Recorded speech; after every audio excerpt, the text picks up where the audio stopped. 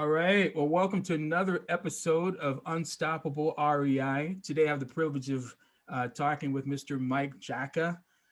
So, Mike, let's get right into it, sir. So, tell me, let's start with just kind of your story. What's your 30-second elevator pitch, if you will? 30 second. Boy, I've never been Well, really whatever. Let's 30 make it 2 seconds. minutes, 5 minutes, whatever it is. I don't know. It's pretty varied. I started out right out of school wanting to be a technician, working on electronics back in the Okay. day, and quickly learned quickly learned about cash flow and working with financial calculators. Started working Okay. with one of our clients was in the mortgage industry, By the way, did you and have a 12, one of those 12C calculators, yeah, HP funny 12Cs? you say that. I have one on my I have one with me all the time. I haven't seen that in years. I love it. Okay, go ahead. I'm sorry to interrupt you. Literally, I have one right here. I have an app on my phone in case I don't have a Wow. 12C Okay. handy because I can't use a regular calculator anymore because I'm Okay. You're so spoiled. accustomed. Well, and so I got so used to how this type of a calculator works. So for Yeah. anybody Yeah. who who's not in the industry and has never or hasn't been in the industry for a while, this Yeah. is old school. I mean, I've been Oh, in this totally. for 30 years.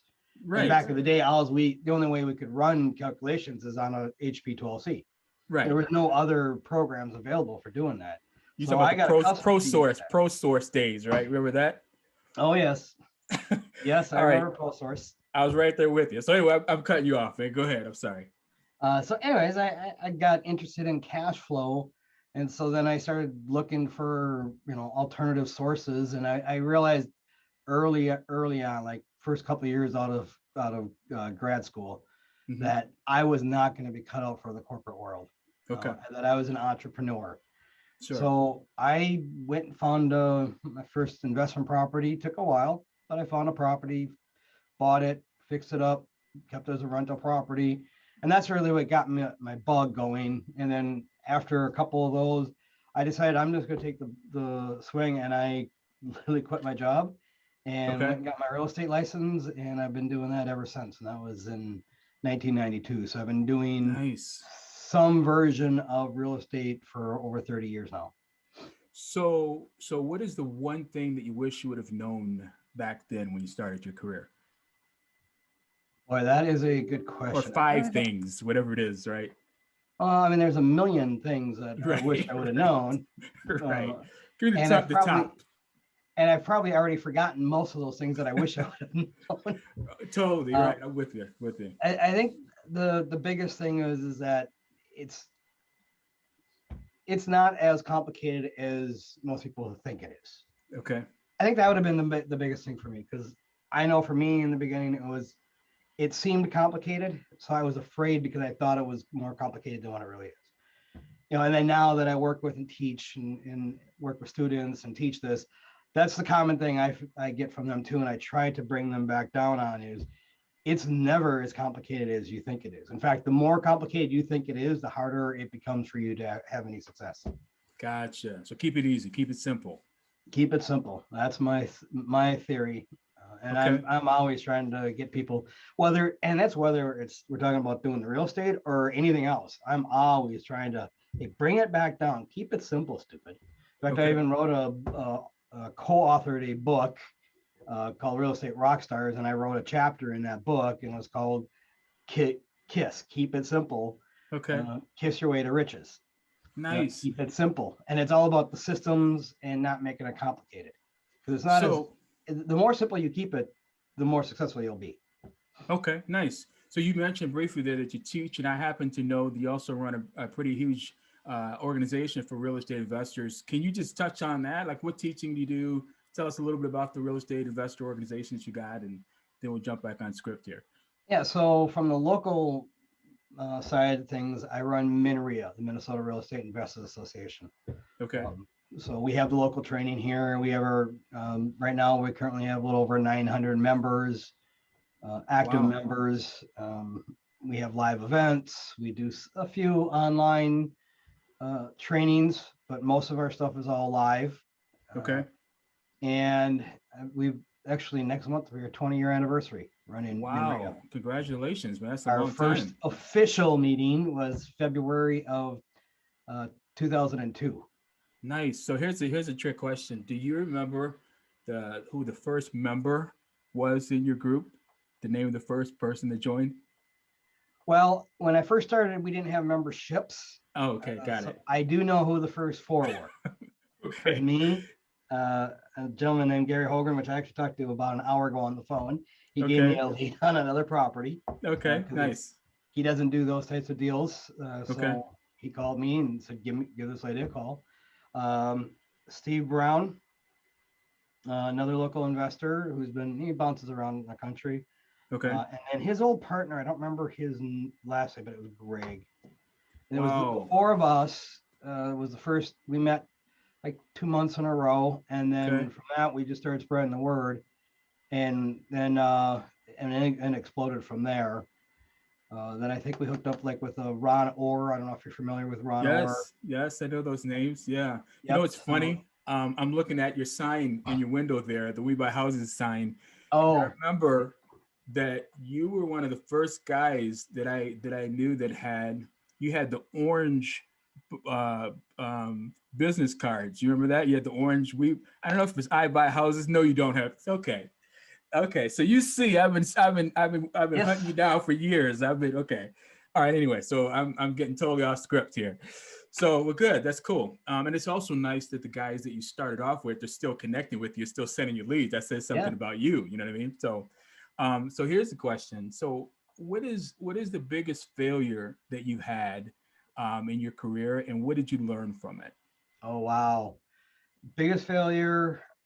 Um, I have to say, so when the 2008 financial crisis hit, Yeah. I was way upside down on the properties. Okay. Okay.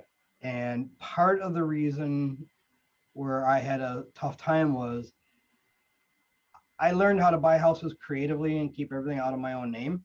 Okay. But I started getting greedy at the wrong time. Sure. And I was Okay. refinancing all these properties, pulling money out like everyone else was.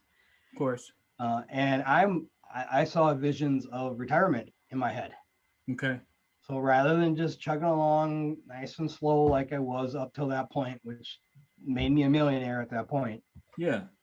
just chugging along like I should have been, I started listening to the advice from all the so-called experts and refinanced bunch of my properties, Yeah. which took them out of the trusts and the LLCs and put them in my own name, pulled cash out, and then took that money and invested it in dumb investment deals. Okay. Because Yeah. now people were trying to convince me, oh, you need to be more passive and just start throwing money at stuff. So I started throwing Yeah. money at deals that I did not have the expertise in.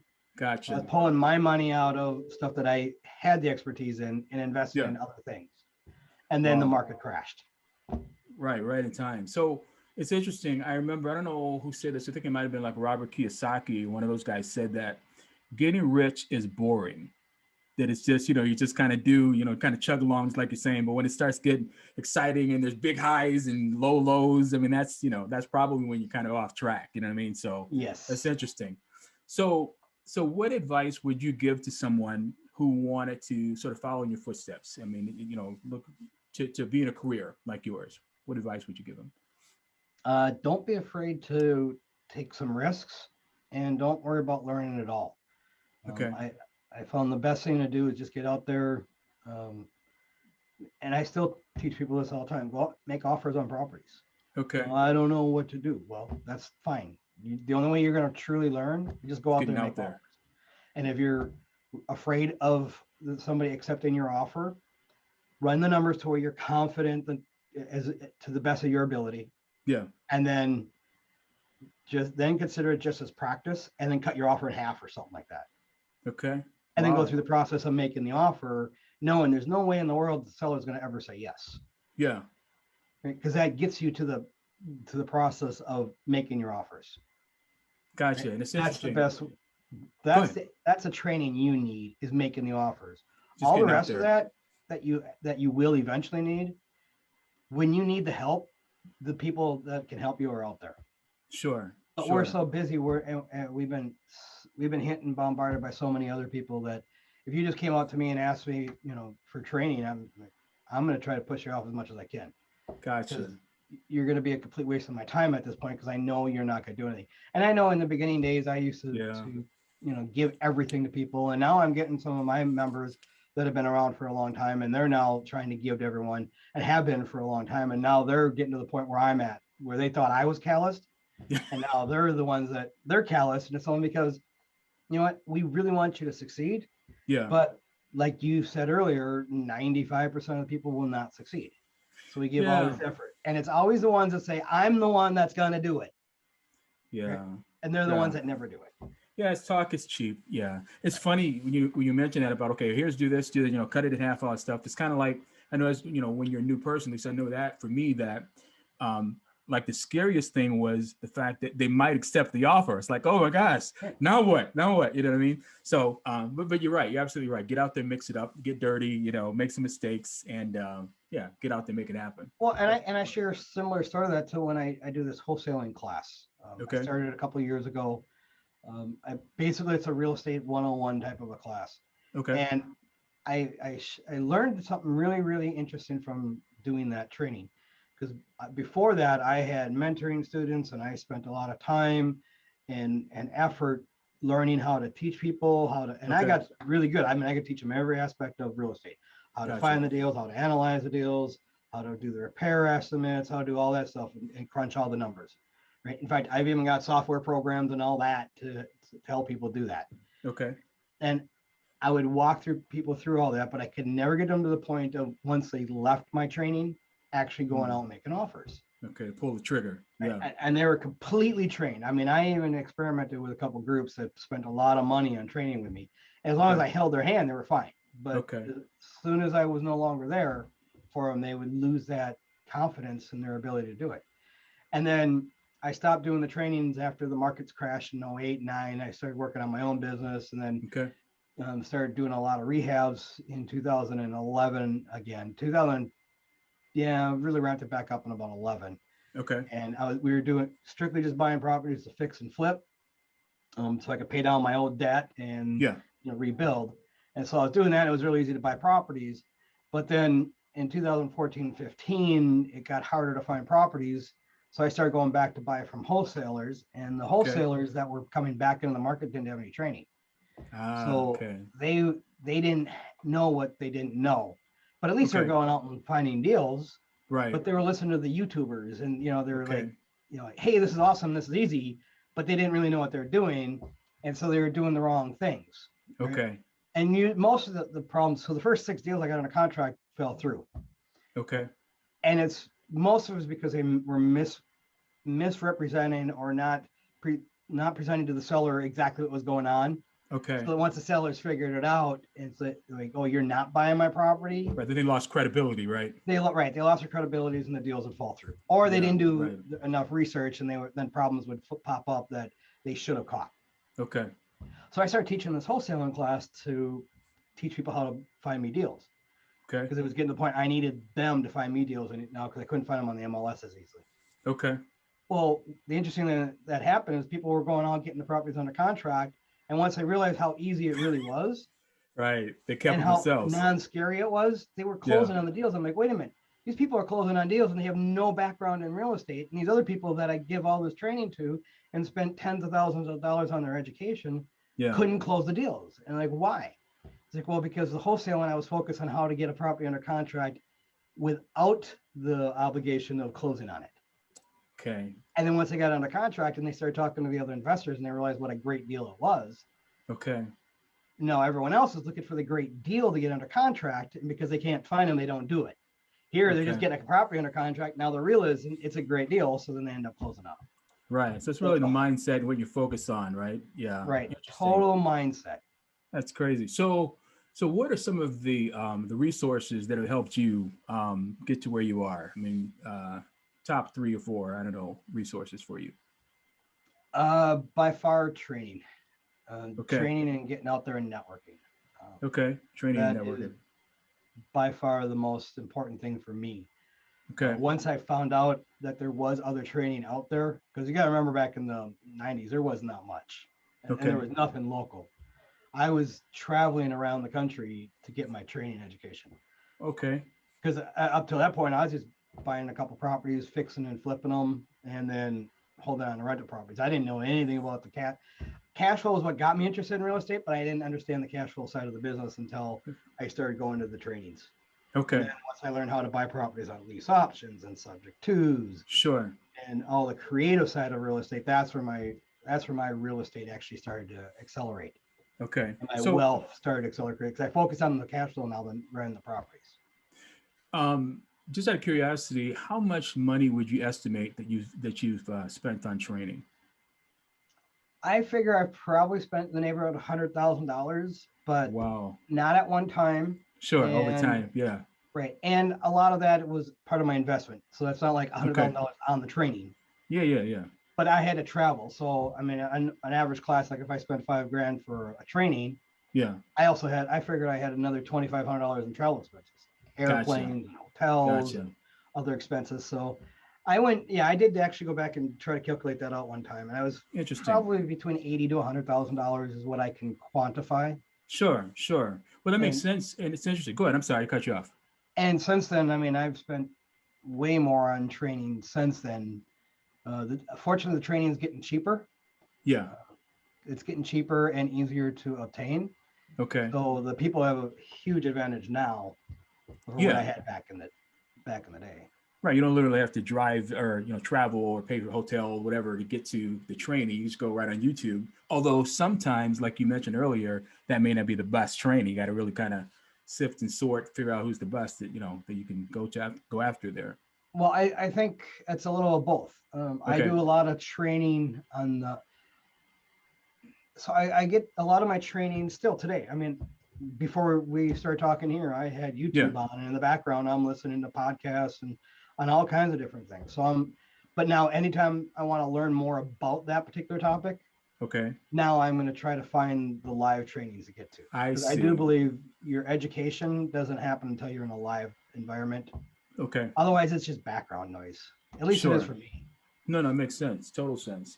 So, who are maybe like the top 2 or 3 people that were like the most influential in Oh, your that's career? easy. Okay. There's 3 people that I talk about all the time. Okay. Ron LeGrand and his whole organization, Okay. Robin Thompson, and Vina Jones Cox. Okay. For me, those are the 3 personal All right. Now, the ones only that I one of would. those 3 that I know is Ron LeGrand. I know the other 2. What do they kind of specialize in? Creative stuff or what kinds of? Robin Thompson she's been nicknamed the Queen of Rehabs. Oh, okay. She was like Ron LeGrand's #1 student for rehabbing. Oh, And so she became so good at the rehabbing part that Ron LeGrand recruited her to do all the training for him is that right? 20 years ago. Yeah. And now she's still one of the top trainers in the country for the rehabbing. Right now, she's also focused pretty heavily on the Airbnb stuff Okay. and business building around real estate. Yeah. She's been instrumental in some of the top trainers around the country too. I mean, a lot of the Ron LeGrand trained Robin. Robin's trained a lot of the top ones. Like I don't know if you know, like the A&E hit series "Flip This House." No. Oh, yeah, I've heard that. Flip Yes, the I have House. heard of that. Yeah, Yes. yeah. The original series was a couple guys, Paul and Than, Okay. Paul Oh, Sajan and Than Merrill out of Connecticut. right. Than has also started. Didn't he? Is he behind like Fortune Builders or Than is Yes, in? yes, Okay. they run Fortune Gotcha. Builders. Yeah, Got it. they were Robin Thompson's prime pupils. That's crazy. It's crazy because now you don't really hear people talking about Ron LeGrand unless you're old school. I mean, Ron LeGrand is old school, but he's like a legend. I mean, like his whole idea of like the whole what did he call them? Transaction engineers, right? Yeah, Yeah, that's an old concept, and most people today have no idea about that stuff. right. So yeah, Ron is the guy. Yeah. And then third, I'm Yeah. going to throw one more. Third is Vina Please. Jones Cox. She's a wholesaler, Okay. but that's her primary thing. She's in Cincinnati, Ohio. She's a Okay. wholesaler, does wholesaler training, but she's just a phenomenal investor / entrepreneur. Okay. That, I mean, has a wealth of information and is instrumental in my my growth as well as a lot of other investors too. Okay, nice. Thanks for that. So what do you think are some myths, or maybe one particular myth that you would like to debunk? Are there any real estate myths out there, real estate investing myths that you can shut down right now? Oh, there's a few. Okay, hit me with a Yes, couple of those. right.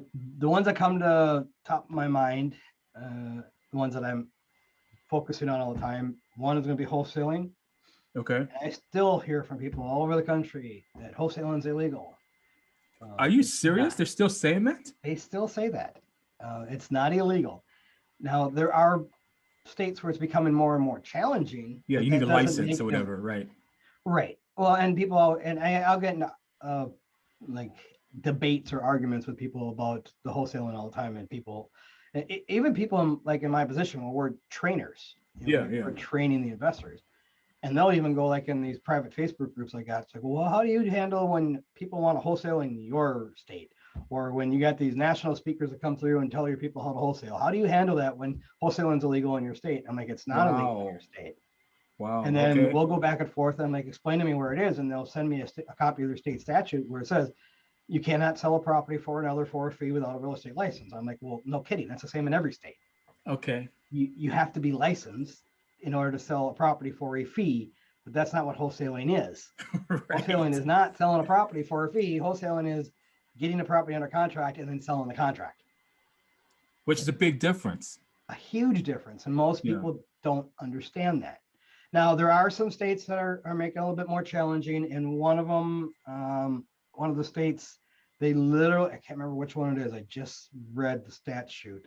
I want to say Maryland or something like that, but don't quote me on that one yet. Okay. All right. But literally, they just passed a law like last year that you can't even sell contracts without a real estate license. Is that right? That's right. So they want you to have a license just to sell the contract, Well, right? they're going above and beyond. Well, I mean, they'll still be as a. If I was in that state, I'd be, Yeah. yep, yeah, right, 100%. You cannot wholesale, and I would be out there wholesaling the shit out of things. I Wow. would That's just crazy. do it a different way. I would find a different way. Yeah. That's one of the things I love about this industry. Is whenever there's a challenge, I find there's always another way around it. Well, sure, there is. I often have said that I use the analogy like if you want to come up with the sum of four, and this, as it pertains to real estate, if you want to come up with the sum of four, how do you do that? Well, 2 plus 2. Okay, great.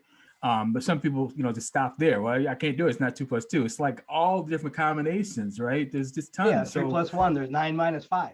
yeah, there's probably, I don't know, maybe there's an infinite number of combinations. So it's like you run into the wall, fine. So how can we do it? Not can we do it, or if we could do it, how do we do it to get your Right. brain started to talk? And that's why I like hanging out with, with guys like you and keeping those, smarter guys around me like that, because you open your thinking up. It's like, okay, right. All right. So the seller didn't accept that offer. Okay. Well, why not? Okay. Well, how can we change that? I mean, what is, I remember way early in my career, I had a property that was in foreclosure, and, it was a catch-22, as you know, because I couldn't get a new loan because my current loan was in foreclosure, and and because my current loan was in foreclosure, they wouldn't give me any new loans. It's like a catch-22. But then Right. I realized that a refinance is just getting a new loan to pay off the current loan. Doesn't matter who's getting the loan; it's just a new loan. It's new money. So Right. then I was able to put a deal together, bypassing the bank altogether, and just get the money I needed to close the deal, and got it all worked out. But it was thinking way outside of the box, and that's also incidental when I first learned that banks don't lend you money when you need it; they lend you money when you don't need it. Correct. So it's like it's a whole other rule. But anyway, but right. So I appreciate the creativity and thinking outside the box. So before I ask you the last question, here's what I want to know: how can people get a hold of you? What can you tell people how they can, if they want to connect with you? How do they do that? There's a few different ways. The primary one is through our MNREA, Okay, MNREIA.com. okay, The other way is they can find me on either Facebook or YouTube. Just search for Mike Jacka. okay. Pretty simple to find me. There's a few Mike Jackas out there, but Are I'm they the really? most. Okay, I thought that was a pretty unique name. No, Okay, it's not that unique of a name. okay, interesting. Yep. In fact, it's a pretty common name worldwide. It may not be the one of the most common ones here. In Okay. fact, I went to get years ago. I went to get my own name, Mike Jacka, and I searched Oh, it online. domain. Yeah, yeah. And I'm like, wait a minute. First one that pops up is a black guy. Is And I'm that like, right? really? And we got the exact same full legal name. Full legal name. Wow. And Crazy. he lives over in England, What? That's which is crazy. where our nationality is from. So Okay. I'm like, are you kidding me? And he's a psychologist, and he was a published author. I'm like, oh, sweet. Nice. That's interesting. So, Yeah. So, did you ever get a version of your name as a domain, or you just left it alone? Something totally different. Oh no, I actually own Mike Jacka. Oh, Not, you do. but I own Mike Okay. Jacka, but he had it on all the other platforms first, I see. but he didn't buy Gotcha. Mike Jacka. Got He has it. Michael Nice. Jacka. He has a Okay. couple of the other ones.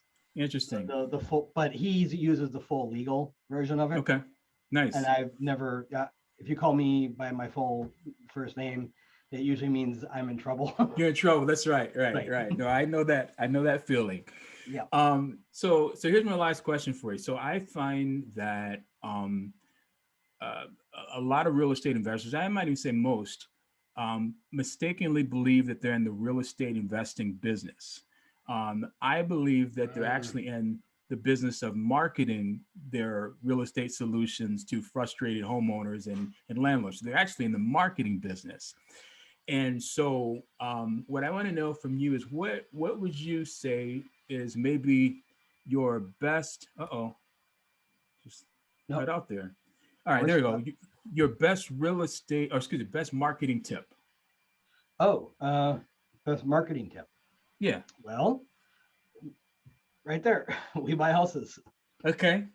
That one there is the we buy houses signs. It's probably the number one for me over the years. Yeah. My best deals have come from those. Okay. So that's why I don't give up on them. Yeah. It's kind of old school, kind of standard. Yep. Get it done. Yeah. Yeah. Yeah. Yep. I mean, shy of spending a lot of time and a lot of money on marketing. Yeah. That is by far probably the second cheapest one. Okay. Then I'd say the cheapest one is probably just flat out networking. Okay. Getting out there and talking to people, carrying business cards with you. And, in fact, you brought it up earlier, and I always have these cards here. These orange cards. Yeah. I keep these, with me. And then when I'm out networking, I'll even I got a couple of restaurants that I frequent. Yeah. That I'll bring these extras with me, and I'll just leave them where they let me, just smaller local restaurants. Okay. And they let me leave them on the counter, Nice. where I can do that. So I'll leave my We Buy Houses cards there. But yeah, just little marketing things like that. Anything you can leave hanging around like that that has some shelf life. Sure. Obviously, direct mail marketing is going to be a good source, but that takes a lot of time, money, effort. Oh, sure. And what I love about what go ahead. Here, I just did a marketing campaign. I sent out 2,000 of these. I've gotten 2 weeks ago. I've gotten 0 calls so far. Okay. And I've gotten 1 bounce back, 1 return. That's all I've gotten so far. Yeah. And over 2,000. I'm like, where's the rest of these? And why is my phone not ringing? So there's a lot of wasting money in that. Oh, sure. 2,000 of these cost about 5 times as much as a box of little signs. Okay. That that are working for you. Right. That are working for me all the time. Yeah. Well, nice. Sometimes the old school, the tried and true things, work the best rather than the shiny object syndrome out there that say, hey, do this or do that, So, and I know think a lot of them right now are doing the text messaging, but I hate that. I mean, I just had another one this afternoon. Really? Kind of depends on the person. I think you have to find what's right for you and also the people that you're going after too. Your market, everybody's market is different. But I a few minutes ago when I had a sign flash across the screen. Did you see that? Where it just cut your, okay. I think that was telling me that I was going too long. I don't know. It's crazy, but I only wanted to go 30 minutes but you know what, man, I don't know that you and I've had a conversation. Like I said, I told you, I showed you the cards. I told you I've been following you for a long time. So I really appreciate you, give me an opportunity to talk. I hope that this won't be the last time that we talk. I'd love to be able to get some training. Matter of fact, I remember you also do the land trust training. You still doing those land trust trainings? Yes, I do. Okay, so I'm gonna have to come and check those out. But thanks, Mike, for joining me, man. This was uh, information filled interview. I love it, and I wish you all the best, my friend. And hopefully, we'll talk again real soon. I wish you the best too. Thanks, Rufus. Thanks. Appreciate Okay. it. All right. Sure. Take care now. Okay. Okay. Bye bye.